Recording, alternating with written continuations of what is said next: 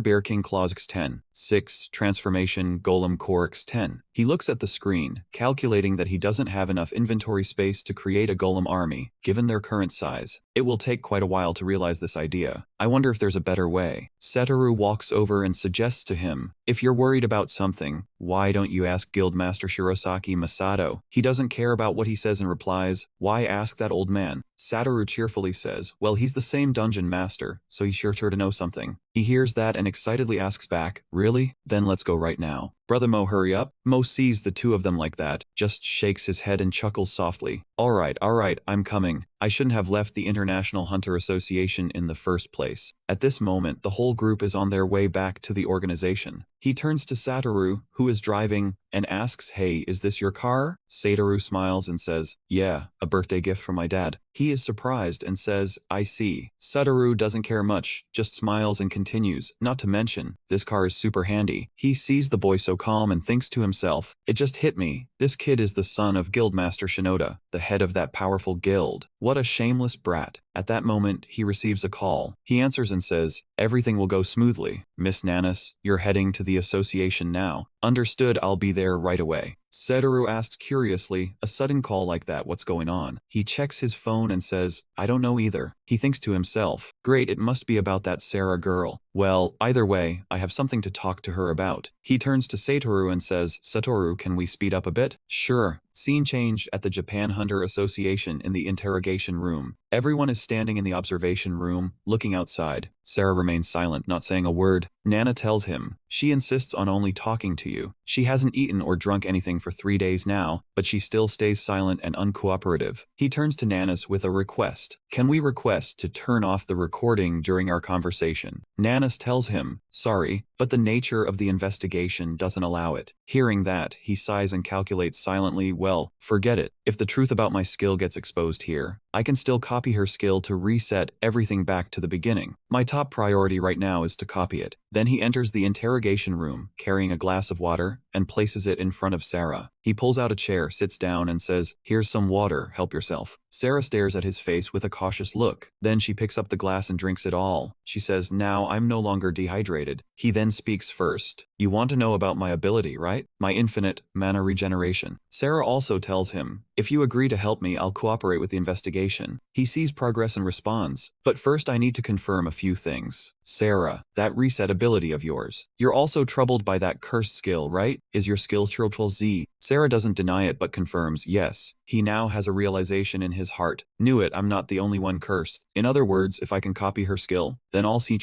skills can be copied and pasted. Errors in the observation room is equally surprised. That girl's skill isn't healing but resetting, so that's why the long sword's durability was restored to full, a skill that can reset everything. What an incredible ability. Satoru doesn't understand what they're talking about and asks Nana's curiously, "Reset what? C++Z. Sister, what are they talking about? Does such a skill really exist in this world?" Nana's doesn't answer him and just continues watching. Sarah then continues, "Both of my parents are in deep comas. Please help me save them. The only person who can provide a massive amount of mana to rescue the critically ill is you, Hunter Sano." He then stands up to reassure her and says, "Understood, I'll give you the necessary mana. In exchange, I might be a bit of a loss to you. I apologize in advance." With that, he grabs Sarah's wrist. Everyone in the observation room is shocked. Satoru exclaims, "Senor, what are you doing?" A brilliant purple light burst out violently. Haruto's system immediately announced, "Level C is copying a Level Z target." The screen displayed the message, "Cannot copy." Seeing the notification, he was shocked and yelled, "Seriously?" He had thought it would be simple, but this skill left the system helpless. He had never imagined there would be an ability he couldn't copy. Yet he ended up stuck with this one. Haruto tightly grabbed Sarah's hand, his whole body trembling, his face dark. "Did you really agree to this?" Sarah saw his strange behavior and asked in suspicion, "Hey, what are you doing?"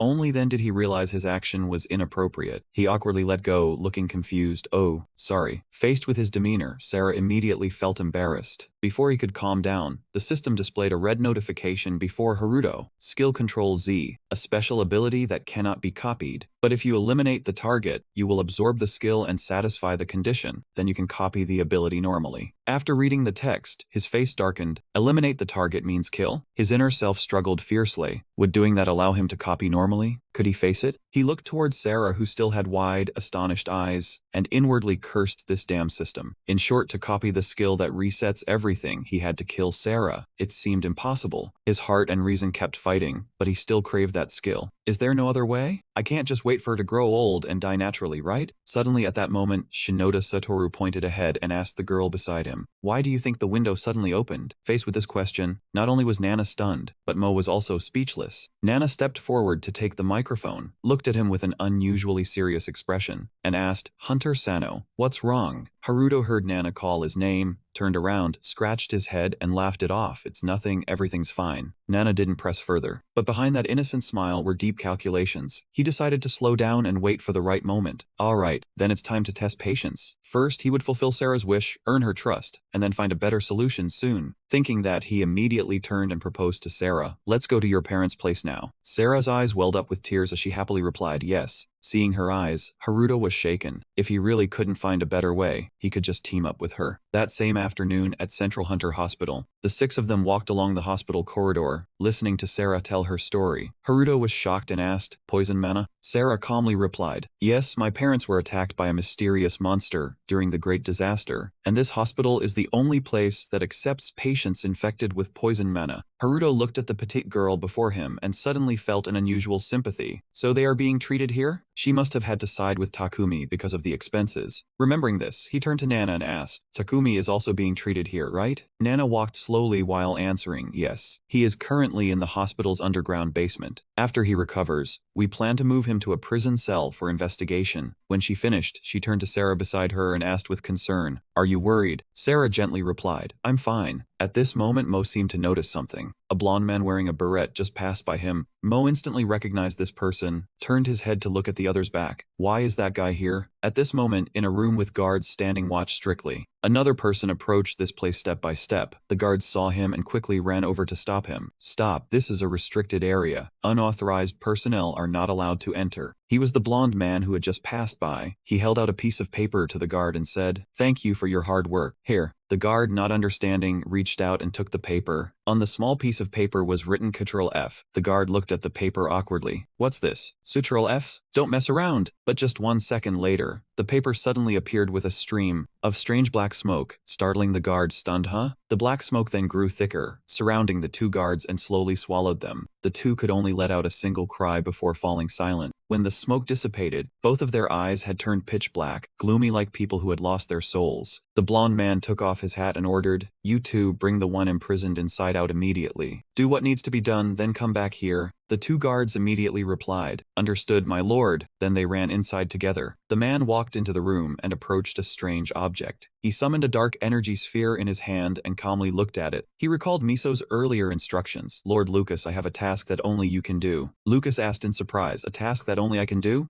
Miso conjured a dark sphere and carefully instructed, "In case the Blood Tower Guild's mission fails, I want you to install this at Tokyo Tower." As soon as Lucas saw it, he raised his hand to cover his mouth in shock. "What the hell is that?" Miso explains that the plant in his hand is a fruit from the polluted world tree, an item he brought from his homeland. "Izaizo, after using this fruit, you will set up a barrier and open a subspace." Lucas asks in surprise what is inside the subspace. Miso doesn't answer immediately, but piques his curiosity. "Well, you have to see it to believe it." So, Lucas's expression gradually changes, and he stares in fear at the scene appearing before him. The fruit in Miso's hand opens, releasing a stream of polluted energy, and behind him a giant demon roars in anger. Seeing the other's expression, Miso smiles contentedly. "This is just one fruit. I'm only showing you this much. I want to create a reason for Starfield and for Michael to operate openly in the daylight." Returning to reality, Lucas looks at the fruit in his hand and thinks to himself, "So Ada wants to stage a prison right in the center of Tokyo?" Lucas reaches out to enter the password. Deep in his heart, he still feels remorse. This family has tied him too closely to Starfield, and at this point there's no turning back. In a hospital room, a patient wakes up from a coma. He grabs his ventilator, looking around in confusion. "No way, am I still alive? What the hell is going on?" He turns to look at the bed next to him. A child sobs as she hugs her mother on the hospital bed, both crying tears of happiness. The man opens his mouth and calls out, "Sarah." The little girl replies crisply, "Daddy." Hearing this, Satoru's tears flow freely. He fears that if the story continues, he'll flood the whole hospital with his crying. While Satoru is moved to tears, Nana stands beside him with a shameless expression. She angrily raps her younger brother on the head. "Why are you such a crybaby, huh?" Satoru cries out, "Ouch, ow." Satoru wipes his tears and turns happily to Haruto. "I knew your infinite mana was amazing, but I never expected it could revive someone in a coma." He is truly moved by Haruto, wondering if even the best healer in the world could do this. In contrast to Satoru, Nanas thinks deeply. Revival after death. This is unbelievable. One tiny mistake, and it could. She has to force the association to keep this girl. She looks at Sarah sobbing by the hospital bed, then thinks, no, she has to experience it herself. Suddenly, Haruto notices someone missing from the group. Speaking of which, where's Brother Mo? Ars hears this and turns around in surprise. "Huh, I only just noticed." At this moment on the other side, Lucas has been following a man who walks slowly along the hospital corridor. The man wore a hat that covered his face completely, his expression calm as he walked. Suddenly, a system notification appeared in front of Lucas. "A person with the core ability has been detected near you." Lucas broke into a cold sweat, suspicious. "There's someone in the hospital with the core ability?" The man walking ahead heard him and immediately turned around. Huh, now he remembered right, Sarah's parents were being treated here. Don't tell me that guy was with her. At the same time, a voice rang out behind them. "Lucas." Lucas glanced behind him. Mo stepped forward coldly, adjusting his tie and pulling his hat down to hide his face. "Ha, if you dressed any differently, I wouldn't have recognized you." Lucas turned around, startled as soon as he saw him. "Mo?" He pointed at the two of them, sneering. "I was wondering what would make a member of the International Hunters Association come to Japan, but it turns out you're following Takumiya, that mongrel of Starfield." Lucas didn't back down, immediately retorting, "I heard you left the association, so what are you doing here?" Mo drew his sword, his expression stern. "Takumi is a criminal. If you help him escape, that makes you an accomplice." As soon as the commotion started, the surrounding patients stopped to stare. Lucas held up a hand to defuse the situation. You're still as arrogant as ever, aren't you? Don't you see this is a hospital? Takumi stepped forward, excited. Hey, hand me a weapon. My inventory got confiscated. If you're offering yourself up, let me teach you a lesson. What can a weakling like you even do? Appearing from the start isn't as good as appearing at the right moment. Haruto suddenly stood behind Mo, radiating fierce killing intent. I'm here too, you know. As soon as Takumi saw that familiar power, he couldn't contain his rage. You bastard, that's my skill. How dare you? Another notification appeared before Lucas. The owner of a C core and a V core is right in front of you. Lucas looked at the notification, a strange smile spreading across his face. I've finally found the C core. Before either side could engage, a female voice cut in. What a shame, all these different people. First Takumi, now an international criminal. A cold gust of wind appeared. As soon as Takumi saw it, his face turned pale. Is that Vudao?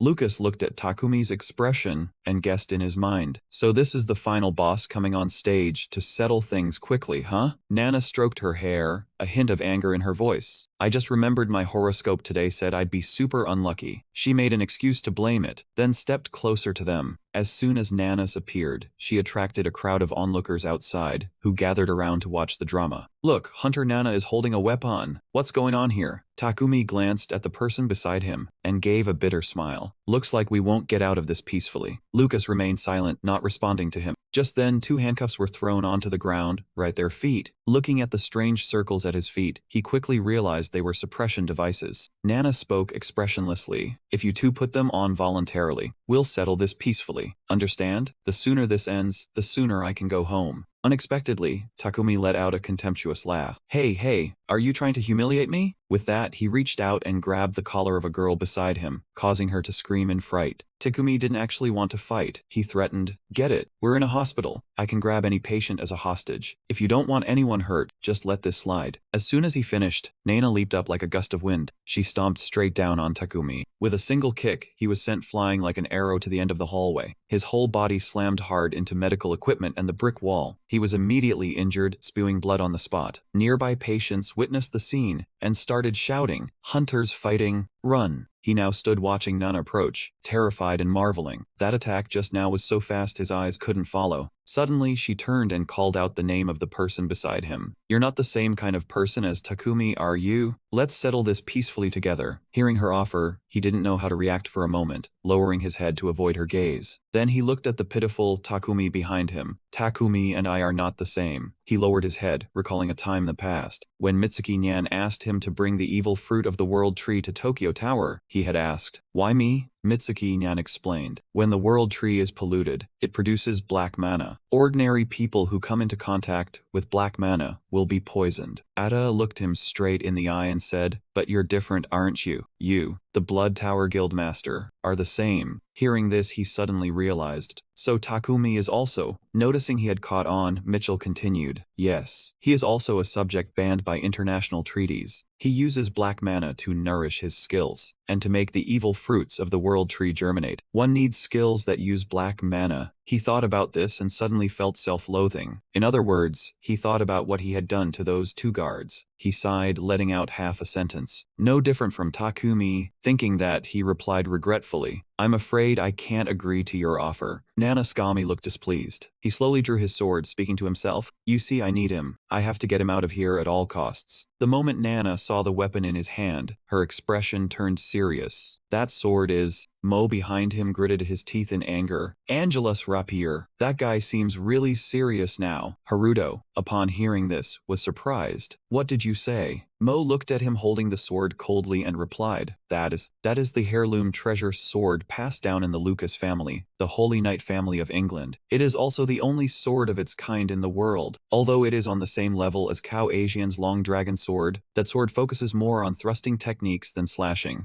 Haruto grew more and more amazed. It's on the same level as Cao Asian's long dragon sword? He had now charged forward, his eyes full of determination, thrusting toward Nana. Mo continued to explain, Yes, it differs from the long dragon sword in that it doesn't increase rank or carry attack power, but because of that, it is also known by another name, The Inquisitor. It can eliminate all skills or weapons it deems abnormal. Hunter Nana, whose weapon is the cursed voodoo blade, is at a disadvantage. The tip of his sword was already closing in on Nana. She barely managed to block it with the blade in front of her chest. The two weapons clashed violently, but as expected, the Angelus rapier had the advantage. The sharp sword tip was about to actually pierce through the voodoo blade, leaving Nana momentarily stunned. She was pushed back, seemingly completely overwhelmed. Haruto, standing behind, shouted in concern. Hunter Nana. Using her combat skills, Nana pushed the sword blade above her head, escaping danger by a hair's breadth. She said to Haruto behind her, "Don't interfere, Sano. If we make a big scene in the hospital, it'll be trouble." With that, she used her strength to push his sword away, freeing herself from the pinned position. He was momentarily caught off guard, staring blankly at his opponent. Nana, quick as a flash, attacked him with the voodoo blade. He was no slouch either, nimbly dodging the attack. "Because we're in a hospital, you're holding back and not using your skills. Do you think that gives you any chance against my treasure sword?" He broke out in a sweat, looking down at the severed piece of his tie. Haruto watched as Nana seized the opportunity, lunging at Lucas before he could even react. Nana sidestepped to his flank and swung her blade. This time Lucas truly couldn't dodge. He could only barely parry with his sword, but the power gap was too great. Lucas was knocked back by Nana's blow. His body couldn't take it, and he coughed up a mouthful of blood. He clutched his mouth in pain, blood still flowing, his internal organs feeling like they were turned upside down. Although his sword was of good quality, the rank difference between them was enormous. This was the true strength of one of the top 10 hunters in the world. At that moment, Nana confidently offered again. "What do you think now about my proposal for a peaceful resolution?" Lucas was stunned, but he really couldn't turn back. Being inside the hospital, he didn't want to use a skill like... Lucas tightened his grip on his sword, his mind in turmoil. Suddenly, a familiar voice rang out. "Damn it, Shinoda Nana!" Everyone recognized the voice's owner and instinctively turned their heads. Takumi had recovered from Nana's deadly blow. He staggered to his feet, holding the world tree's tainted fruit, now fully bloomed. Black mana quickly enveloped his body. Takumi's eyes were full of hatred, and he gritted out each word. "That crappy hospital you're trying to protect, I'll turn it to dust in an instant." With that, he released all the black mana from the tainted fruit outward. Lucas witnessed this and couldn't help shouting, "Stop. This is a hospital, do you know that?" Takumi reminded him. "You told me to place these at key locations in Tokyo, right? So this hospital should have a share too." Soon, black mana enveloped the entire hospital, as if to devour everyone inside. This young man was on guard, ready to fight. He asked Takumi in fear, "What did he just do?" Mo also tightened his sword and said, "This is black mana." The young man frowned and raised his hand to block the black mana in front of his face. Mo beside him immediately explained, "This is the stuff of those with dark skills. It seems Takumi is one of them. But the amount of black mana like this is not normal at all. At this rate, the ordinary people here will be poisoned by mana." In the pitch-black darkness, not a single ray of light could penetrate. A notification appeared for him. Skills Heaven Earth Guard, using Giant Spider Silk and King of Shadow Teleportation, have been activated simultaneously. He gritted his teeth in anger. "Damn it, you old bastard." He immediately activated his teleportation skill to appear behind Takumi, shouting, "Stop right now." At this moment, Takumi was wrapped in a cloth resembling a cloak. He turned to look at him with a weird smile. Too late. He was startled and confused. "What do you mean?" The tainted fruit had now fully bloomed. Black mana, like gusts of wind, sowed its seeds into the ground. From beneath the floor, countless roots shot upward to attack them. He and Nana jumped back to dodge. The roots appeared thicker and thicker, destroying the entire hospital. The patients were attacked by the roots, screaming nonstop. The scene suddenly became tragic. From outside, the towering hospital was covered in roots, and gloomy purple leaves were sprouting. A giant trunk burst up through the ground, dragging along shattered floor fragments that were torn apart. A female patient fell because of that, and she looked up in fear. "Please save me." Luckily, a doctor caught her hand just in time, but he couldn't hold on long, and his hand slipped from hers. The female patient fell through the air, screaming, "Ah!" Just as she was about to hit the ground, he was below and used his skill to catch her. The female patient landed, not yet recovered, staring dazedly at the silk threads wrapped around her. He quickly pulled her up and urged, "Are you okay? Quickly evacuate with everyone else." The female patient looked at him gratefully and replied, "Okay." She ran off, repeatedly saying, "Thank you so much." He smiled and thought, the patients who can still move aren't a problem. The issue is... Thinking this, his expression suddenly turned serious. He looked down at the severely injured patients. He still had to rely on his family and the nurses, and he couldn't help feeling frustrated that he couldn't move. Then he turned his eyes toward his close friends. The young man saw Nana comforting a child. Seeing Mo kindly giving water to another patient, he felt somewhat relieved. It was good that Nana and Mo were still taking care of everyone, but the entire hospital had been invaded by dark mana, and if this continued, everyone would be poisoned by mana. Haruto looked up at the lush canopy of leaves and thousands of branches above, and suddenly an idea came to him. The only way was to rebuild this place. The dark seed of the world tree had caused severe destruction, turning the seaside hospital into a towering pile of rubble. At that moment, the snow mountain golem used its tiny body to struggle against a massive boulder. Thanks to that, Satoru quickly pulled a person out from under the boulder. "Alright, try to move this way, sir." Suddenly, Haruto appeared right behind him and called out loudly, "Satoru." The boy turned his head, supporting a patient with one hand, and hastily asked, "Haruto, what's going on?" Seeing that the person was saved, the golem swung its arm and tossed the multi-ton boulder aside. Haruto walked up beside him and asked, "Is everything okay here?" Satoru replied, "Thanks to Miss Ayres, this area isn't too bad."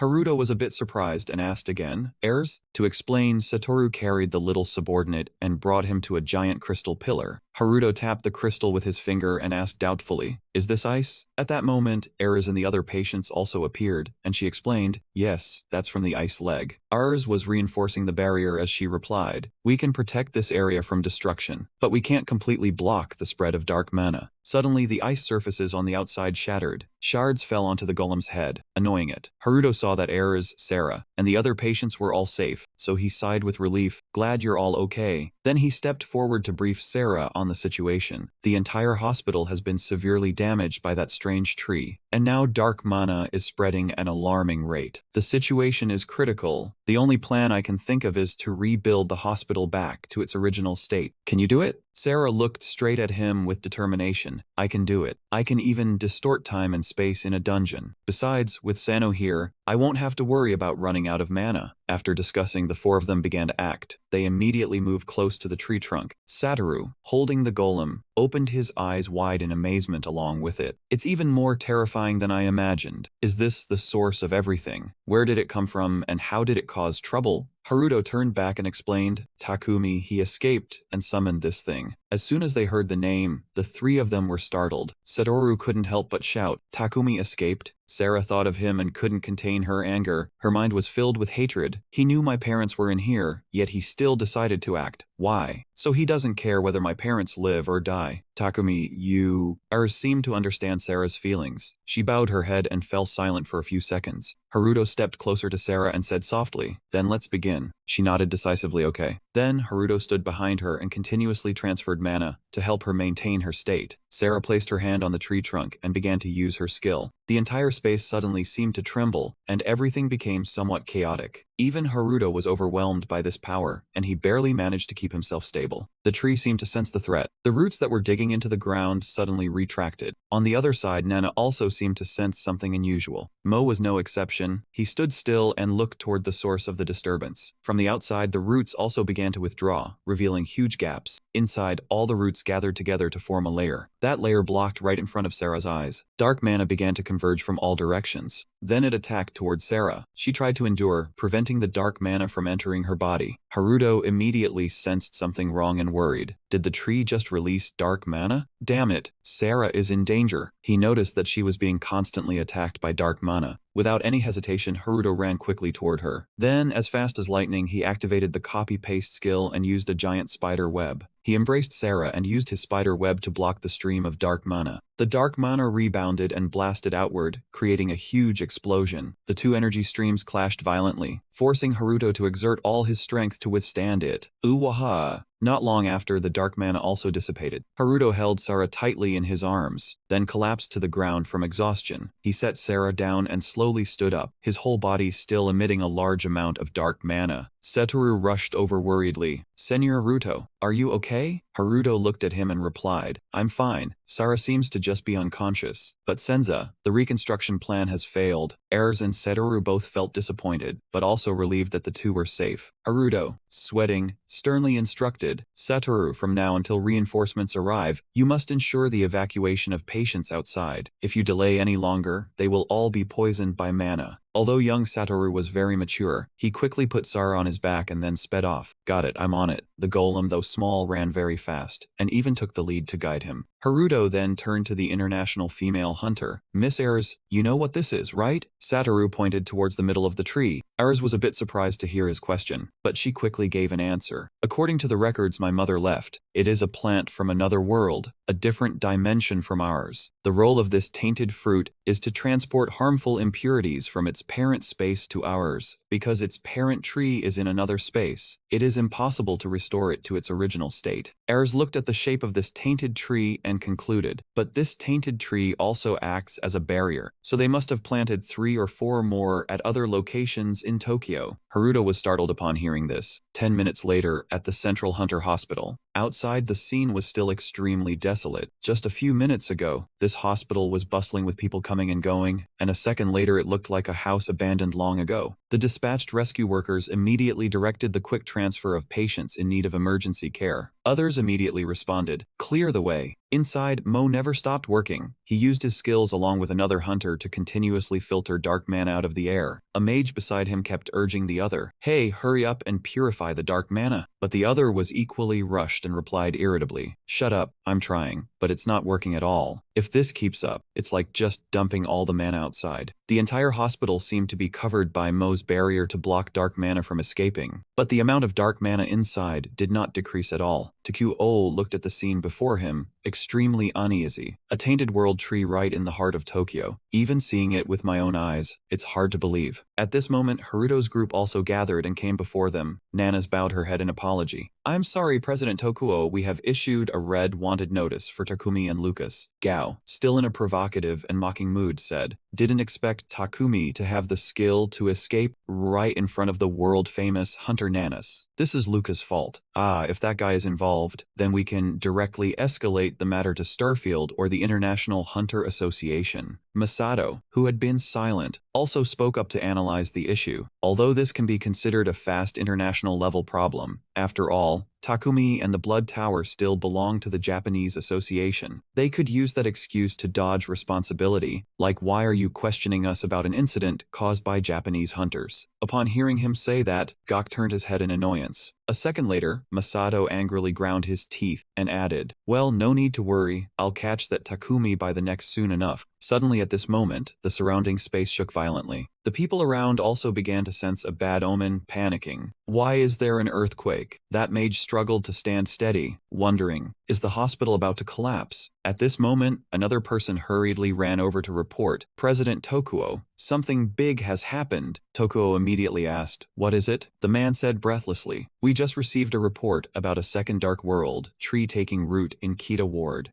Haruto was so angry that he ground his teeth. He wished he could chop him into 100 pieces. That bastard Takumi, he planted another one? In the midst of the luxurious Tokyo City, in Kita District, another dark tree sprouted from a high-rise building. Reporters from everywhere began covering the news, and big screens were broadcasting reports about this tree. Today, at various locations in the Tokyo area, 2 mysterious giant trees have appeared. The Hunter Association has announced that the Hamona released from these giant trees can cause mana poisoning. Everyone below simultaneously looked at the screen, following the news closely. The announcer's voice continued evenly. "In light of this situation, the government has issued an emergency evacuation order for the entire Tokyo metropolitan area." Hearing this news, the adults all raised a question in their minds. So where do they plan to evacuate us to? Some godforsaken place? There were also some growing children who were very excited. "Do you think we'll get a day off from school tomorrow?" Elsewhere, Takumi was grinning with delight. He sat leisurely in the car watching the chaos outside. "With this situation, they can only dream of catching us." Then he turned to Lucas and praised him. But you're quite ruthless. Even I never thought of using dark mana to brainwash others." Lucas ignored him as if he hadn't heard, bowing his head in silence. The streets of Tokyo suddenly became congested, while the news kept broadcasting. "As long as you take shelter within 24 hours, you won't need to worry about mana poisoning. All residents, please remain calm and follow the instructions of the police officers." Currently, the Hunter Association, the police, and the self-defense forces are cooperating and doing their utmost to handle this unexpected situation. Takumi looked at the driver in front, who was controlled dark mana, and said with interest, "I didn't expect you to defile others' minds and turn them into puppets." Lucas couldn't take another word. He angrily turned and shot him a furious glare. You bastard, acting like you know everything. Masato was extremely leisurely, with a contemptuous expression that made people uncomfortable. He said, "Don't be mad. I was praising you. Right now, those guys are probably running around in circles looking for us. But as long as I'm with you, we'll never be exposed. I guarantee they won't expect us to be moving in a police car. For the third tainted fruit, let's move out." Inside the president's office of the Japanese Hunter Association, a tense atmosphere hung over the room. At the same time, in the most powerful chamber of the Hunter Association, everyone had gathered in full force. Tokuo called everyone together to discuss strategy. He summarized, there might be 2 or 3 more tainted trees. Will they spread across Tokyo and form some kind of barrier? Ayres looked at him and replied, yes, at least according to my mother's records. These tainted trees appeared during the Great Calamity, acting both as a barrier and a gateway, flooding Tokyo with vicious monsters. Nanas and Masato listened, then asked in shock, did those trees really show up during the Great Calamity? Haruto, however, was in a different state of mind. He frowned, lost in thought. The Great Calamity 15 years ago? Yeah.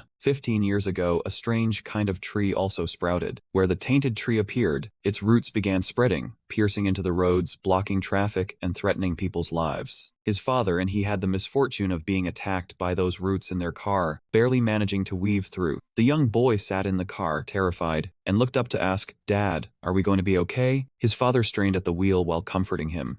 We'll be fine, Haruto. Just sit still and hold on tight. In the end, the car escaped by a hair's breadth. His father stared at the roots outside, nerves on edge. Damn it, so this is what Tomoka was talking about. Who would use something like this in the middle of the city? The roots kept relentlessly tailing them. If they slowed even a bit, the car could be pierced at any moment. Suddenly, young Haruto looked up and spotted a root hurtling straight toward them. He could only stammer, before screaming in fear, Dad. What had to happen happened. That root took the life of his beloved father, a moment he would never forget. Haruto fell silent. For some reason, he recalled that incident, but perhaps the current situation was tied to the curse. So the thing that destroyed the car back then wasn't a monster, but a tainted tree? Thinking about it, Haruto couldn't contain his anger. Hatred surged. If the one behind these two incidents is the same, I'll never let them go. Chairman Tokuo rested his chin on his hand, thinking, now that I remember, a giant tree did appear in Tokyo back then, but I was busy dealing with a prison break incident and didn't pay attention. So it was a barrier step? Ars pushed up her glasses and explained seriously. Exactly. According to my mother's records, the barrier created by the tainted tree acts like a gate connecting to another dimension, while also opening a subspace. Nanas was startled and asked, subspace? Ayres nodded yes. Masato grew more puzzled, asking suspiciously, but if that's the purpose, why create a barrier? Why accept the hindrance of using energy from another space? Wait, it's not to open the subspace of black spirits, is it? Nanas continued, to open the black spirit subspace, you definitely need a tainted tree barrier. At least that's what I've heard. The spirit subspace requires black mana, that dark, stinking aura, and one tainted tree isn't enough. Ars heard this and grew worried. The current situation suggests that subspace is about to be opened, but the worst-case scenario is that a door to the polluted space will also be opened. Contrary to everyone's concern, Haruto seemed oddly excited, as if a thought had just struck him. Right, he thought to himself. Talking about subspace means talking about infinite space too. Why didn't I think of that before? If he used it wisely, he could solve the situation with his personal storage. Then I could create a whole army of transforming golems. Haruto couldn't let this chance slip. Regardless of black mana or anything, he was determined to find the one behind it and seize the subspace. Suddenly, Gao's voice rang out. Why don't we talk about something more practical? He sighed with a blank expression. All this talk about space keys and such, but does that thing even exist? I've never seen one myself. Angered by his attitude, Haruto couldn't hold back and held up 2 yellow cards in front of him. Are you talking about these? Gao was stunned the moment he saw them. He jumped up. Are those really space keys? Nanas was just as agitated, slamming the table without thinking. Ars picked them up and quickly explained. These are relics my mother left behind. They're merging with the fragment Hunter Sano retrieved from Golem Snow Mountain. Gao was overwhelmed, barely standing. So they really exist. But with only 2 fragments, what good can they do? Ayres continued. From my mother's records of the Great Calamity, the polluted space gate opened in England. I don't think the tainted trees and space fragments appeared together by chance. It seems whoever brought the tainted trees from another dimension also holds the remaining fragments. Masato listened, his mood growing complicated. Chairman Tokuo remained calm. Ms. Air's day is right. The worst tragedy would be if the polluted space gate truly opened. This is no longer Japan's problem alone. I'll immediately file a request for cooperation with the International Hunter Association and the U.S. Association. Masato denied with a wave of his hand. They don't have any. One fragment already belongs to my guild. The meeting ended an hour later. In the basement of the future guild, Masato led everyone before a large door. Just seeing the door made Haruto and Nana's gasp. They both looked up and exclaimed, "What kind of basement door is this, Grand?" Gao maintained his sarcastic tone. "Guildmaster Shirosaki, I know you're a basement fanatic, but I didn't expect you to also keep a space fragment." Haruto also wondered, "How do you have it?" Naturally, Masato remained silent. Gao couldn't resist adding, "Not saying anything like that means you got it through some shady deal, right?" "Well, it's not rare. Could be a fake for all we know." Only Haruto truly knew. He opened his storage and saw the change in the key fragment. "No, it's not a fake. Even though it's in my storage, the space fragments are resonating quite strongly." Masato reached out to unlock. The gate slowly opened right before their eyes. The basement was very spacious, but inside there was only a single pillar. Above them was a giant energy sphere that completely enveloped the space fragment. This was the fourth space fragment, and upon sensing the other fragments nearby, they began to emit a brilliant light. Gao muttered as he stepped forward, "Such a huge chamber just to hold that single item. What a waste of space." Haruto suddenly blocked his path and raised a hand to stop him, saying, "From here on, only Shirosaki and I will go up." Hearing that, Gao immediately flared up and growled, "Ha, who do you think you are?" Fortunately, Eris stepped forward at that moment and intervened. "Combining two space channels is quite dangerous, my friend. Who knows what might happen when we merge them with the third fragment." Masato agreed and turned to add, "They're both right. From this point on, let me and Hunter Sano handle it. This is my guild, so you must follow my orders." Though Gao was resentful and unwilling, he still withdrew his step and snorted, "I've already seen it with my own eyes. What's there to covet? If any strange space opens up, it will be your fault, and I'll kill both of you then. Remember my words well." Haruto looked through the door that was about to close and shot him a cold, deadly glare. After the door closed, the two of them approached the pillar. The young man looked at it and said, "Chief Shirosaki, your fragment is number 4. Masato stood to the side with his arms crossed, watching him. The system also displayed a notification, "Space Fragment 1 of 5, Fragment 4. Haruto still wouldn't let go and pressed for a reason. "Can you tell me where you got it?" Masato naturally wanted to avoid the question, and hurriedly urged him to stop talking nonsense and proceed quickly. Helplessly looking at the other, he slowly stepped forward. Approaching the space fragment, there was no need to worry. He slowly brought his hand closer to the space fragment. He intended to touch it with his hand. That said, Haruto still had the giant spider silk and the shadow illusion technique, and he hadn't even taken it out of his personal storage yet. But things didn't go as planned. As soon as he passed through the protective barrier, the space channel unleashed an extraordinary attack. It blazed brightly and instantly shook the surrounding space. The ground was torn apart into a large crater. Masato, despite bracing himself, was still pushed back a considerable distance. Moreover, the force of its attack was so immense that it even deformed the giant door. This alarmed everyone outside. Nana immediately grew worried and wanted to rush inside. Something's happened. The ground was carved with a long gash, and even the door was visibly dented. Masato looked around anxiously and called out, "Hunter Sano." Fortunately, a few seconds later, he heard a voice behind him. "Man, I thought I was a goner for sure." Masato looked toward him in surprise. The giant spider silk was still wrapped around there. Haruto looked at the 3 space fragments that had merged together inside his personal storage and broke out in a sweat, exclaiming, "I can't believe they escaped the storage and combined on their own. Without the shadow illusion technique, he would have been done for." The firepower was terrifying. When combining the 4th fragment, he absolutely needed to be careful. Masato stared at him in shock, completely floored from start to finish. What is this? This guy just used high-level stealth and the shadow illusion technique. Who the hell is he? Carrying his suspicion, he shouted loudly, "Hey, you!" Haruto turned his head back, still in the mood to joke. "Chief Shirosaki, don't scare me like that. Are you yelling at me?" So loud, but unexpectedly. As soon as he turned around, Masato grabbed his throat, catching him off guard. Hurg! He directly slammed him to the ground, and the impact sent debris flying everywhere. Haruto, caught off guard, coughed up blood from the pain and couldn't understand why he was attacked. Cack. Why all of a sudden? Masato growled while holding a weapon ready to strike down. "You can't use dark skills without dark mana, but you clearly just used the shadow illusion technique, right? Explain yourself now." Haruto was pinned down, furious but helpless as he looked at his opponent. How the hell could he explain this? Cornered by Chief Masato, Haruto intended to use the shadow illusion technique to escape. From the ground, tentacles emerged and tightly bound him. He thought to himself, "No wonder he's a top-ranked hunter. I can't escape." Trembling, he replied, "I can't use dark mana." But Masato seemed unconvinced. "Oh?" With one hand, Masato held his neck, pinning him to the ground. With the other hand, he raised a rod and generated a bolt of lightning. "You can use the shadow illusion technique, but not dark mana?" As soon as he finished speaking, he unhesitatingly struck Haruto directly with mystic lightning. Dust flew everywhere and Haruto struggled to move after taking the full brunt of that technique. Haruto was in so much pain he vomited blood, confused inside. "Damn it, why can't I activate the shadow illusion technique?" As if reading his mind, Masato sneered. "What's wrong? All out of moves?" He impatiently explained. "Mystic lightning is the only move that can counter the shadow illusion technique. That's why I used it." "What's the source?" Hearing that, he recalled, "So this is how Takumi managed to escape from the golem on the snow ridge." The chief seemed furious and was determined not to let him go. "Ever since you showed up during the Quizia pursuit, I've had my suspicions." Haruto was questioned sternly by Masato. "Who are you really? What happened between you and Takumi at the snow mountain? Everything was your plan, wasn't it?" Under threat, he felt immense regret. Did Masato really think he was in league with Takumi? Coming in here alone with him was a mistake. He told himself he had to find a way to stop Guildmaster Shirosaki. After weighing the situation, he gritted his teeth and explained, "Just thinking about it drives me crazy. I can't even use any of my skills." But in reality, it was just a stalling tactic so he could use the giant spider silk. He frantically duplicated it using Gantron plus V and shouted right in Masato's face, "Are you going to kill me or make me wish I were dead? I'm not your mortal enemy or anything." Masato couldn't react in time and was quickly wrapped up in spider silk, forming a cocoon. Quickly, layer after layer of silk wrapped into a large ball. He looked at the ball uneasily. "Why do I have a bad feeling? Did I mess something up?" Suddenly, a crack appeared, clearly growing longer along the radius of the ball. Then, as if exploding, the ball caused a blast that blew away the surrounding sand and rocks. He quickly covered his face with his hand, helplessly watching the ball shatter. In the end, the spider silk ball couldn't hold Masato as he tore it apart with lightning. The lightning flew out toward him. Luckily, he used silk as a shield in time. The mystic lightning was too powerful, piercing even the silk barrier in front of him. Masato stood inside his spherical shield, coldly watching him with a bleeding hand. Being ambushed made him even angrier. "If you can't talk about it, then it's Starfield, isn't it? That's it. You're dead." He was now covered in wounds, silent and frightened. "He's really furious. I might die here. I got so used to working with him that I forgot." Masato was continuously generating a violent surge of electricity, reminding him of a fact. Guildmaster Shirosaki was a hunter above level 500, while he hadn't even reached level 300. There was only one option. He quickly rummaged through his items. "I'll just take the risk and use it in bulk. I don't have time." Hopefully, the item he needed appeared immediately. An ultra-high-grade potion with a 95% healing effect. Normally cannot be used in combination, and does not work on targets that have already died. On his side, Masato of course didn't have the patience to wait for his opponent, so he materialized his radiant mystic lightning spear. He didn't dodge, calmly watching them fly toward him, waiting for the right moment. He shouted in his mind, also praying nonstop, "Activate, you damn skill." The system displayed a red notification. Gantron plus V user HP is below 25%. Then successive notifications appeared. Activating exclusive skill 2 of Cao Asian Longsword, Frenzy. Gantron plus V equips the Cao Asian Longsword to use the skill. A sword immediately appeared in his hand, helping him block the Guildmaster's lightning. Next, he slowly raised the sword, aiming directly at his target. When he swung the sword down, its fierce power created a slash that blew away even the earth and rocks as it charged toward the opponent. Masato used all his strength to maintain his spherical defense barrier. Damn it, that couldn't be. The two streams of power collided, and in the end, the suppressing lightning had to yield. Masato stared in amazement as the great energy of the longsword continued hurtling toward him. A massive explosion roared, shattering the city area around the epicenter. Masato fell into a dire state, blood gushing from his mouth, wounds beginning to appear on his face. Suddenly a memory flooded back. A voice from the past echoed in his mind. "Bro, the guild's name means the hope of becoming the strongest in the future. How about we name it Future Guild?" Masato immediately agreed. "I like it. Let's make our guild #1 in the world." The person he remembered was his younger brother Shirosaki Suda. "But first, big bro, I'll help you become the top hunter in the world," he said as he raised his glass, seeming to care deeply for his brother. Hearing that, Masato laughed heartily. "The strongest in the world? Ah, that sounds good." 10 years ago, he and his younger brother always accompanied each other. Whether their opponent was a demon or even hell itself, they were never afraid. Until one day, just like every time they joined a monster subjugation party, Suda warned, "Bro, do you have a bad feeling? That unidentified hunter is watching us." But Masato persuaded his brother, "Suda, this dungeon hasn't been controlled by the Midas Guild or any big shot. It's a hidden dungeon, extremely famous, and no one has jurisdiction. This is the key for our future guild to enter the top 10 guilds in the country." He said confidently, "Why are you scared now? Your return skill can save us even from hell. And don't worry, I've got your back." Even though he still found that heavily bandaged guy suspicious, Suda couldn't stop his brother. Just as he predicted, after defeating the final monster, a terrible thing happened. Masato's low curse rang out. "Hey, you bastard, have you gone insane?" He held his younger brother, who was being possessed by Hackmana. His voice trembled. "You there? What are you doing?" That pervert didn't explain, only spoke vaguely to Masato. This is a black man addiction. The more they absorb mana, then their consciousness would quickly be invaded, and they would turn into low-level monsters, even worse than demons and ghosts. Masato panicked and demanded an antidote, as his younger brother was about to die. But that guy didn't care and replied in a puzzled tone, "You two were the most active in the massacre of Poison Country, weren't you? You deserve a special reward, illusion shadow art." Even though he didn't understand, Masato's intuition told him it was definitely not a good thing. The man threatened, "Hand it over to me, and I'll show you how to save your brother, or else leave your life. Besides, without dark mana, that skill is useless to you." For his brother, Masato didn't hesitate and agreed immediately. "Fine, I'll give you the skill. Hurry up and hand over the antidote." After getting what he wanted, the guy tossed out a sentence. "Adley of the British Association, the heirloom sword of that family, brilliance, is the only way to save yourself from mana poison." Masato's face turned pale, terrified. "Hey, aren't you giving me the antidote?" Amid the desolate land, his voice rang out in despair. "You bastard!" The man calmly watched his panic. "There's no cure for dark mana addiction, and this is a mobile dungeon. Once the purge mission is complete, it will move elsewhere, and the entire space will collapse." As he spoke, he began to teleport. Even if there were an antidote, it would be meaningless if you can't survive getting out of here. Now, he realized he had been tricked from the beginning. That man wanted to kill them. The man laughed sinisterly, not afraid to admit, "The existence of dark mana and dark skills is not yet time for the world to know." Having said that, he vanished, leaving the two brothers in despair inside the dungeon about to disintegrate. "Suda, hang in there. Can you use the return skill?" With his last breath, the boy handed his brother a spatial fragment. "I found this earlier at the boss monster's place. I don't know what it is, but it's definitely no ordinary item." Masato cried, tears streaming down, shouting as if refusing to accept reality. "Is this the time for that? Hurry up and use your skill." But Suda only gently replied, "Promise me, brother." He shed tears of regret, leaving his final words, "I can't keep my promise anymore." Target return, Masato. He panicked and tried to stop him. "Wait, Suda, why?" Light from the magic circle appeared instantly, ignoring his brother. The boy still let Masato leave. "I'm sorry, brother." He was forcibly teleported, continuously screaming, "Suda!" The place Masato was teleported to was the guild office the two brothers had founded. Tears of regret spread long, and he remained in the same posture of hugging his brother motionless. Masato wept painfully and angrily at the same time. The final item Suda gave him was clutched tightly in his hand, as if he wanted to break it. His rage erupted. Masato roared and unleashed lightning maniacally, destroying the room. Back to the present, after taking a sword strike from him, the two of them paused to rest on the spot. Masato slowly continued his story. "For the next 10 years, I searched through every dungeon, but could never find that one." He stood up and walked closer to Haruto. "I suspect my younger brother is still alive, but inside, the boy had already understood. So that's why you wanted to find him, even just a trace? No wonder you're called the dungeon fanatic." Haruto drank a recovery potion and muttered inwardly, "The price for angering guild master Shirosaki Masato is indeed steep. Luckily, with the sword's poison and rage, I reached level 600 power in a short time, but my body can't handle it." Masato clarified his motive. "That's why this time I resumed research on dark mana and dark skills, regardless of international sanctions or anything. Illusion Shadow is a rare move, dark skills have been abolished, and now only that bastard can use it." After hearing this, the boy finally understood. "So you're asking how I and Takumi can use that skill? Fine, I'll tell you." But inwardly, he added, "I won't reveal everything." Surprisingly, Masato refused, saying he didn't need it. Haruto froze. He further explained, "The skill you just used is from the Dragon Sword School Collision, right? How did you also pick that item? Where did you learn those stabbing moves? Just like the Dragon Sword School, you stole the illusion shadow art. Sorry for accusing you of colluding with Takumi. Masato, as if unsure whether to apologize or provoke, dropped a line. So you're nothing but a skill thief. Haruto got furious. If you're apologizing, say it properly. Don't call me a thief or robber at all. Not stopping there, he exposed. You secretly took that item during the previous pursuit of Quizia, didn't you? The boy weakly retorted. You're the thief! Suddenly, Masato changed the subject. Let me tell you two things. Once I complete the space key, I'll join you. The door opened, and although we don't know what they agreed upon, they finally agreed to return. Seeing Haruto, Nana asked curiously, "What happened? You look so battered." He smiled ambiguously. "Nothing much. Just ran into a little trouble while combining the space fragments," Nana urgently announced while the two were inside. "I received word that the third tainted tree has appeared." Masato was surprised. "Really?" He went crazy again, gritting his teeth. "Takumi, that damned bastard, where has he slunk off to?" Ayres quickly replied. "Based on the location of their third tainted tree, we can predict Takumi's next route." He impatiently interrupted. "Where? Tell me." Despite Masato's urging, she remained very calm. "We need to gather the hunters in the Jinja area first." Looking at the scale and location of the barrier created, the subspace they plan to open in Jinja is very large. Nana sensed the terror, worried. How big? If so, the number of monsters appearing through the spatial rift will be enormous. Listening to their exchange, Haruto silently analyzed. A monster invasion. If that happens, no matter how strong the hunter force is, it will take considerable time to stabilize the situation. If those wandering monsters come, it'll be tough. I can't handle them with just giant spider silk. Masato spoke up with a proposal. The hunters from the future guild will go to Jinja. I'll chase after Takumi. We just need to catch him before the fourth tree appears, right? Nana agreed. Then I'll return to the association to call on all guilds. Having said that, she turned sharply to Haruto and Mo. Are you two planning to coordinate combat with the association's guilds? Haruto didn't hesitate to refuse. No need. I'll prepare what I need myself. Nana thought she heard wrong. What are you going to prepare? He calmly explained that Miss Ayres had mentioned the subspace was enormous in scale, so this match would revolve around scale. Nana nodded without asking further, just replying, "Got it." Suddenly, Masato said vaguely, "Do your best. I look forward to seeing your moves." Without bothering to reply, Haruto turned to Mo and said, "I need your help this time, Mo." He sighed with anticipation. Finally recognizing my worth, huh? He inadvertently crushed that hope. "What are you talking about? I'm just letting you carry the stuff." Mo repeated in shock. "Wait, luggage duty?" Right then, at the Starfield headquarters in Europe, a meeting was taking place. Miso reported, "We've just received a request for assistance from Japan. Clearly they're also seeking our help. The time is ripe." A skeptical voice from Michael replied, "Is that true? I heard the space barrier isn't complete yet. Will the subspace open successfully?" Mitchell affirmed, "Of course. Right now, the subspace is guaranteed to open on a large scale, filled with goblins and monsters." At that, someone else said, "Goblins and monsters. Are you underestimating Japanese hunters? Too much." Guildmaster Misa Takuchi and Association Hunter Nanas. Just these two alone would be enough to pacify the land. Several voices agreed in succession. If they've asked for help, no matter how chaotic the situation, they'll sort it out quickly. Then someone spoke up hesitantly. "Besides, Michael might not be comfortable with it, right?" I promise there's no need to worry. I can handle the management of our European headquarters. That's why I've been paying attention to the arrangement of the corrupted trees." Michael grinned slyly to ensure the space door would be wide open. The other fellow felt relieved upon hearing that. So there are only monsters in that space. If that's the case, even with American aid, they won't be able to control the situation. Miso smiled slyly. "If that space opens in Tokyo, it will be quite a heavy blow." Michael suddenly spoke up. "Miso, for the sake of your homeland and Ziggurat, we must succeed this time." Miso assured again, "Please don't worry. This isn't the first time I've opened a subspace in Tokyo." At the White House in the United States, the president and his close advisors were holding a meeting. U.S. President Jamon Romeo began. "Secretary Logan, have you noticed that corrupted trees from another space have appeared in Japan?" The commander of CA, Lord Logan, confirmed, "That's correct. They first appeared in the United Kingdom 15 years ago. They originate from the same space as the Black Spirit space." The president worried, "So are we in danger?" "For a long time near Tranan. The space gate hasn't opened, so there's no direct threat yet. But we've received a request for aid from the Japanese Hunter Association." The president remained hesitant. "How is the International Hunter Association reacting?" Lord Logan recounted, Michael Starfield is the commander of the Japanese Hunter Association. I hear they're already on their way to the scene. The girl who had been silent spoke up in doubt. Why would a world-famous hunter like him have to take action himself? He didn't know the answer either. Intelligence had no info on that incident, so they couldn't see the full picture. Suddenly she received a call and was stunned. She turned and reported, "Mr. President, the chairman of the Hunter Association is video calling." Raymond was surprised. "The chairman?" He immediately ordered, "Connect it." She then opened the screen for him. The chairman of the U.S. Hunter Association, Simon Dufresne, appeared. "Mr. President, we're in big trouble." The president grew tense. "If you're talking about the incident in Japan, I already know. We're only planning to provide equipment and tools, but..." Simon interrupted. "Well, it seems the situation has gotten out of control." He continued, "Some bad news. An aircraft from the Ouroboros Guild is reported to be on its way to Japan." Commander Logan heard that and grew agitated. "What? Wait, Turner isn't coming himself, is he?" But contrary to hopes, Simon reluctantly recounted, "No, this is an unforeseen situation. Turner has equipped the entire guild." Logan felt uneasy. His power is on par with confronting the military. Sending a hunter like him overseas is no different from dropping a nuclear weapon there. Moreover, Japan is a neutral country. If this gets out, it'll be trouble. He then asked for the Hunter Association's opinion. Simon's voice was helpless. "There's not much we can do either. Stopping Turner is nearly impossible." President Daimon suddenly spoke up. "This isn't just..." He drew out his tone for a moment and then continued, "It's not just Japan's problem anymore. Help me select the most elite hunters immediately and dispatch them to Japan, but do it secretly. The situation in Japan is not looking good. The corrupted trees keep emitting toxic mana." Right opposite it, there is now a person standing on a high vantage point observing. He holds a knight's sword in his hand, his expression resolute. Just as Takumi said, "I'm the same as him. I used to make excuses about protecting my family and father, but all of this happened because of me. Everything started from the day Lucas received a forced curse from some deity. After that, all the information from the media, human hatred, and their desires flooded into his head like a tide. Lucas even sensed the consciousness and deaths of monsters. After a week, he lived in a daze, unable to do anything. Finally, Lucas attempted suicide to stop the curse, but ironically, that was also when he found his will to live. The Lucas family has a heirloom treasure displayed in the hall. That was the holy sword Angelus Rapier. As long as he held it, the curse of compressed essence would be immediately pushed back. Now he had fully controlled the power of that fearsome curse, and from that day, Lucas was saved from hell. Ever since, this young man always regarded the holy sword as his inseparable companion. Eventually, the gate connecting to another world opened in England, and he heard that Hunter Nishihara wanted to borrow the sword, but his father firmly refused. Unsurprisingly, Lucas's country suffered a terrible loss, and the Cooper family lost both its status and power. After that, to master the curse of compressed essence, he tried countless feasible methods. Then he discovered he could control it with dark mana, but it easily made him lose control, so he always needed the holy sword by his side. During the process of absorbing dark mana, he met Michael and Miso. Thanks to them, Lucas' family regained its strength, but the price was too high. When Michael learned about the compressed essence ability, he forced this young man to find a target. Each time he located one, Luke would kill and absorb their power using compressed essence. For his family, and for his father, that was the reason he had always used it until now. But in truth, he only obeyed Michael because he was too afraid of being eliminated. Of course, Lucas himself also considered himself a coward. Standing on the rooftop, he muttered to himself, "The owner of compressed essence C, I think that person is Haruto. If that power falls into Michael's hands, I don't know what will happen. I want to see it with my own eyes." Suddenly, Lucas raised the sword in his hand and resolved to steal the sword from the vault. As soon as he finished speaking, a sharp pain appeared. Enduring the massive influx of information made him scream loudly. His feeling at that moment was like falling into an endless pit of information. After a while, he immediately found the information he wanted. Reading something made his eyes widen in shock. After that, Lucas softly said, "I found compressed essence X." In the blue sky, the plane just kept flying forward. Inside the cabin, a black man covered in scars was sitting on a seat. That man was Turner Miller, a curse master by profession, a temporary resident of the United States, ranked the #1 hunter in the world, with an undetermined level. Richard looked at the knife in his hand and asked,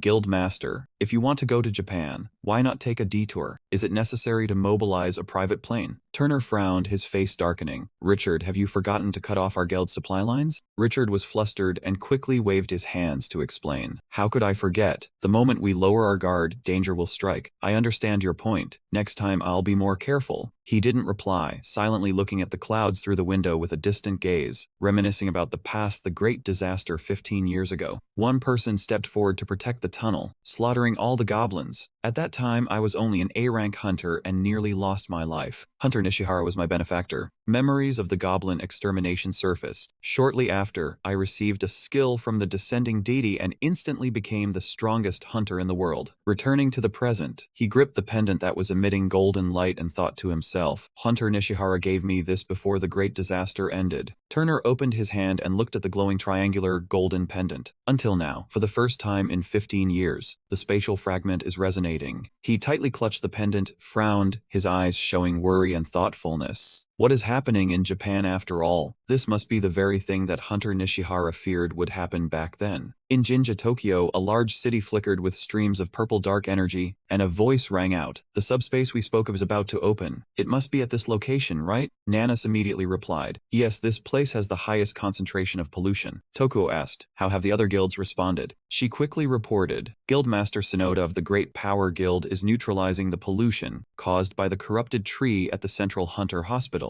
The guild members are handling the corrupted tree in the Northern District and searching for countermeasures. Nanas continued, Guildmaster Takuchi of the Medas Guild has sent members to support various areas, while he himself is waiting alone at Chuodori in Jinja. No matter what appears from the subspace, he will be able to handle it. Toru nodded in satisfaction. Then there's no need to worry. So what are the other guilds doing? She replied, they are protecting and guiding the residents who haven't managed to escape yet. He suddenly remembered and asked, speaking of which, I don't see Hunter Haruto here, do I? Nana immediately said, currently Hunter Haruto is out on another mission. Toru rubbed his chin and wondered, why is he doing another mission? Nanas was also puzzled. I'm curious about that too. Hunter Haruto always surprises us like a skilled magician. The deliveryman beside them was also eavesdropping. He thought to himself, Hunter Haruto, that's Ikenaga Aoi, the junior hunter of Sano. Wait, do they mean senior Sano? The guy next to him pointed at him and shouted in reminder, hey Aoi, what are you doing? Hurry up. Aoi, as if pulled back to reality, startled and said, sorry. But in his heart, he was still full of worry. No way. Are they talking about Senior Haruto? I haven't seen him since then. I'm so worried. At the Jinja Store shopping center, night was gradually falling. Content of line 48 not an input. Actually, input only has 50 lines. Line 48 in input is D8A11C94A. But in the input above, after line 47 is line 48. I count again. Input has 50 lines from 1 to 50. Line 48 is D811C94A. The guy next to him pointed at him and shouted loudly to remind, hey Aoi, what are you doing? Hurry up. Aoi, as if pulled back to reality, startled, said sorry. I already crossed it at line 45. Need to check mapping. Due to confusion about the sequence number, I will follow the exact order of the input provided. Input has 50 lines, I will output 50 corresponding lines. Ensure prefix is kept, but in his heart, he was still full of worry. No way, are they talking about Senior Haruto? I haven't seen him since then, I'm so worried. At the Jinja Store shopping center, night was gradually falling. Satoru is carrying 3 backpacks, loudly saying, hey Haruto, I can't walk anymore. The tiny snow mountain golem also has to carry a backpack as big as itself on its shoulder, trudging along with difficulty. Mo agrees as well, I'm done for 2. He tenses up, eyes glued to the screen, and presses a button. A notification pops up, Flawless plus V. User does not have enough mana to unlock the Dragon Sword field. He grits his teeth, frowning in annoyance. Damn it, still not enough. There's no way it'll ever be enough. Satoru, sweating bullets, runs over worriedly. 1 bag can hold 100 items, and we've got 13 bags here. That means we have 1,300 items, and it's still not enough. He stares blankly.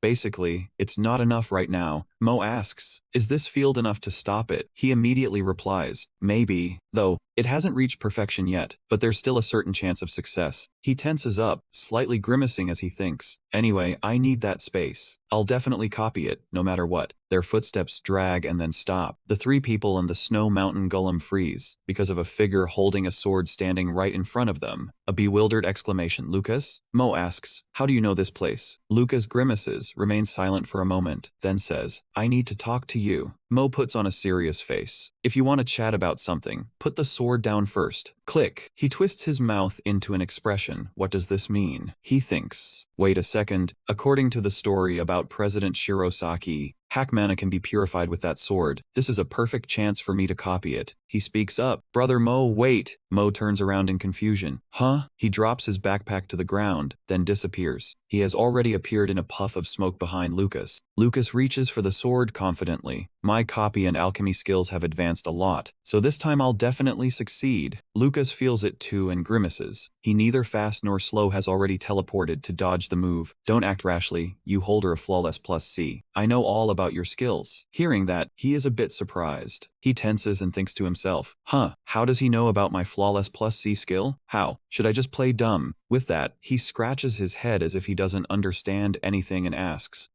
what did you say? At this moment, Lucas quickly jumped up and lunged forward. He charged forward, swinging his sword straight at his opponent and shouting, "Stop putting on a useless act. My family and I have risked everything." His magical attack shot straight toward Haruto's face. Before he could unleash his move, a sphere of earth rose up to protect the boy, leaving Lucas stunned. He dodged the attack and appeared right behind Lucas, glancing over. "So you can use dark mana too?" His sword slid past, emitting a stream of black energy. Lucas reminded him, "But remember who you're using it on." Lucas swung his sword in fury, the black energy billowing out even stronger. A blinding flash of light burst forth. He raised a hand to shield his face, gritted his teeth, cracked one eye open, and let out a few groans. He stood frozen, unable to do anything. What is this? It feels just like the mystical lightning technique of Guildmaster Shirosaki Masato. I can't activate Illusion Shift? Over here, Satoru wondered why Senior Haruto wasn't using Illusion Shift. Mo explained that the holy light power of the sword could purify all uncleanliness within a 10-meter radius, and since Illusion Shift was a dark technique, it couldn't be used. Lucas lowered his sword and stepped closer, saying, "You can't use your skills, which means every skill you've copied so far is a dark technique, right?" He chuckled softly. "Well, from now on, I'll copy more appropriate skills." He fumed inwardly. Damn it. Because of the holy power of that sword, I can't use Illusion Shift. I'll never get a chance to touch the sword. He looked at Lucas, silently calculating whether to pull out the long dragon sword, or maybe copy and paste himself like before. Should he wait for an opportunity and stab him? Lucas frowned in frustration and accused. "Copy skill C. That skill is the reason I ended up in this mess.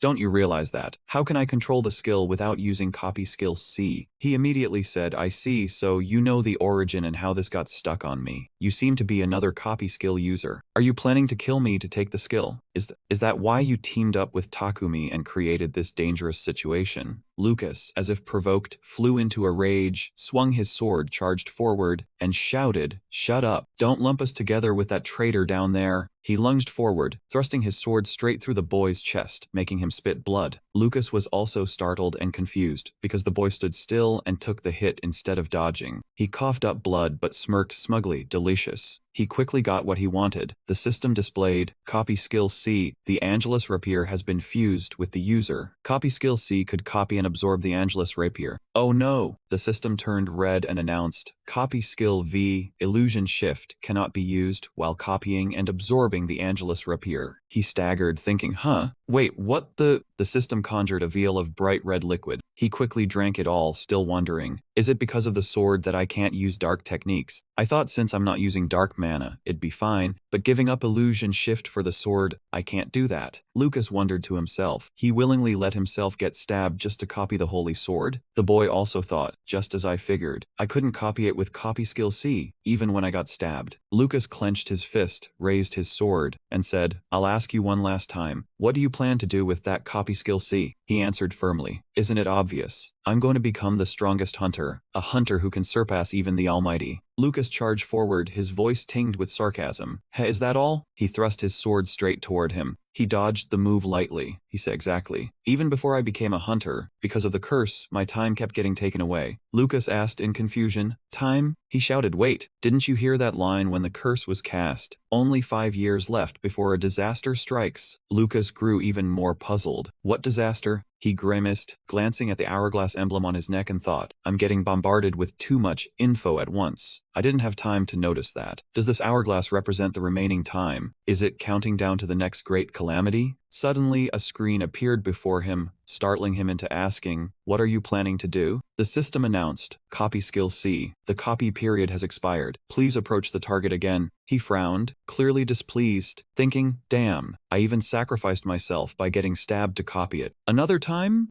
Oh no! Purple magic power converged in the sky, and beams of light slowly descended. He looked up in shock. Satoru and Mo also looked up. You? His face full of worry, he stammered, "It's starting." Lucas also looked up in confusion to observe. The red system appeared again with a notification. A part of the alternate space, Aishling, has opened in Tokyo. When the subspace opens, a contaminated zone will form. In that space, hunters' HP and mana will drop by 30% along with certain restrictions on mana-based skills. In Shinagawa Ward, just before the subspace manifested, clouds of purple smoke spread everywhere. Huge wooden vines pierced through buildings, causing them to collapse in ruins.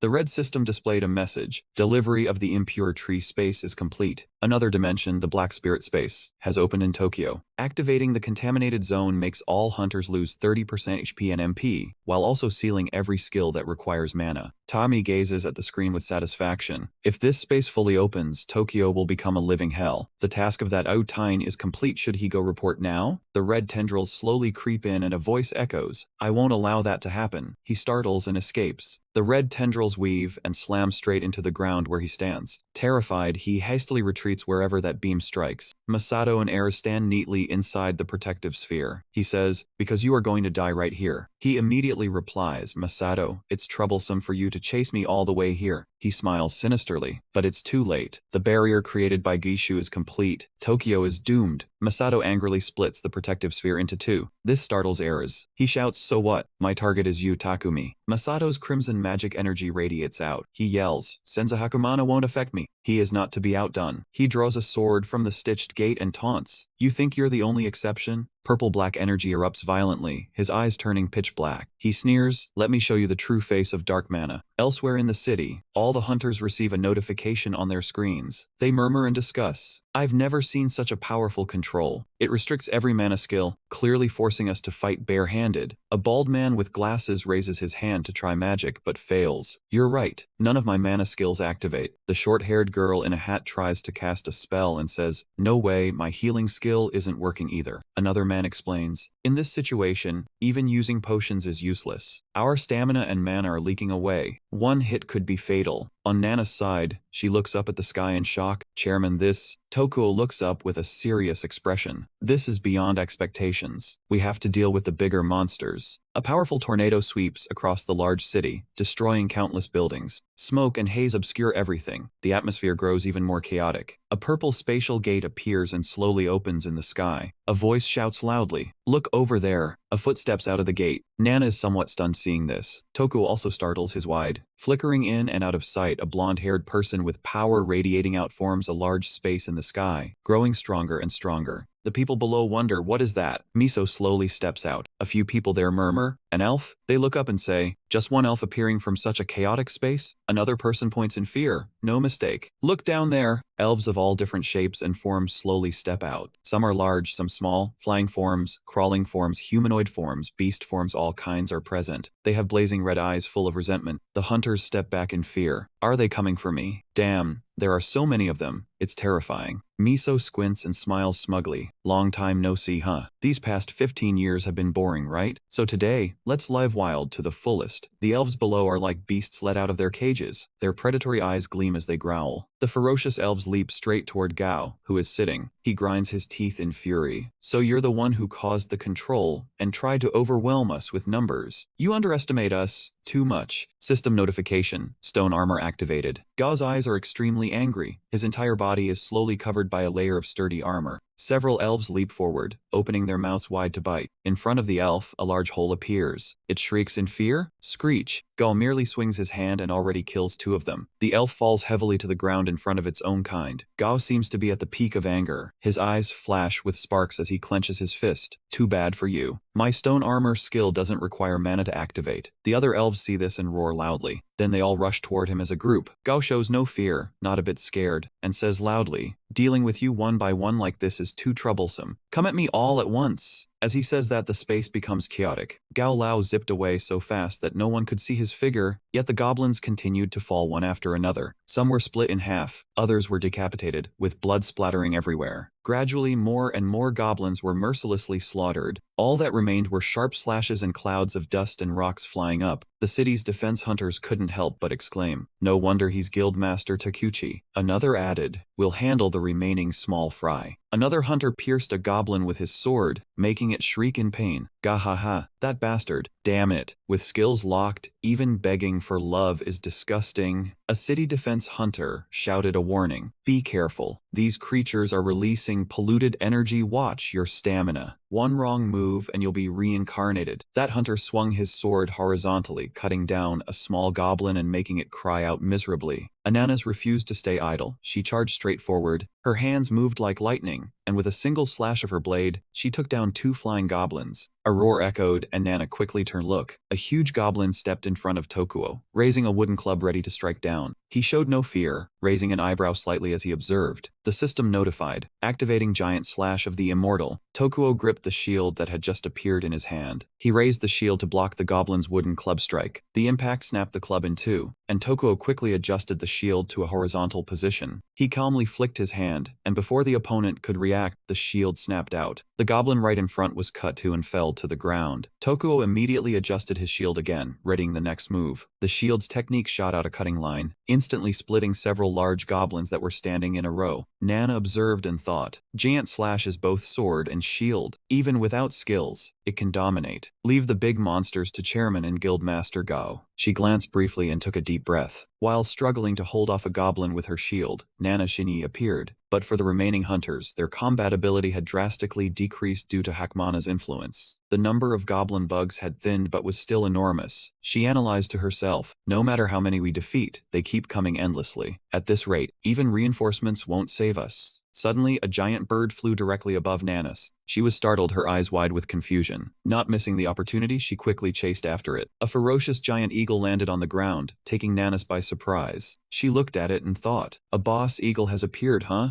The bird had blazing red eyes and a yellow binding breath, a level 150 eagle, a cluster-type monster completely different from typical ones. Nana assumed a combat stance, telling herself, a lone eagle isn't a threat, but its infernal breath is the real danger. The eagle exhaled a breath like scorching fire. She knew it wouldn't stop until the target was completely incinerated. Nanas didn't hesitate. She leaped up fearlessly, swinging her blade straight at it, calculating. Healing skills are locked. If it targets any hunter, they'll die in one shot. I have to stop it before it uses infernal breath. Seeing her jump, the eagle breathed a savage flame toward her. A massive wave of fire spread all around, blazing furiously, leaving Nanas nowhere to be seen. Haruto looked up and saw the sky had turned pitch black. Satoru cried out in panic while Modi gritted his teeth. It's beginning. Lucas also stared at the sky with worry. The notification panel flashed red continuously. An alternate dimension dark spirit space has opened in Tokyo. Once opened, the polluted zone will decrease all hunters' HP and MP by 30% and restrict any skill that uses mana. Satoru stared blankly at the notification. Oh, no way. This isn't even a real dungeon. He sighed softly. Well, this isn't entirely impossible. It can occur in dungeon boss territory. However, the probability is extremely rare. He gritted his teeth in frustration. Why specifically target mana-using skills? That's too treacherous. Where did Takumi get such a twisted idea? Just then, Haruto snatched back his backpack and spoke up. I don't have time to mess with you. Lucas, unconvinced, raised his voice to stop him. Hey, I'm still... Suddenly, the sound of flapping wings from some creature echoed. From the sky, countless dragons appeared, flying straight down to the ground. Satoru Taseknik let out a cry as he fled through the wreckage. Wow, is that a wyvern this time? Mo calmly replied. Them spreading out into a wide formation is the real nightmare. But frankly, we don't have time to waste anymore. Meanwhile, in another corner, Haruto sternly reminded Lucas, do you understand? Let's talk about the rest later. Seeing the other still silent, he muttered in frustration, hey, at least say something. Worry surged in his heart, because right now he didn't even have time to copy the Holy Serpent Sword. Lucas looked at his back, thinking briefly. This young man still hasn't used his C-rank stealth skill. Should he report to Michael about this hunter Haruto? Haruto was fuming now. We wasted all that time because of you. He curiously asked back, I don't know what you've prepared, but what if you use it right now?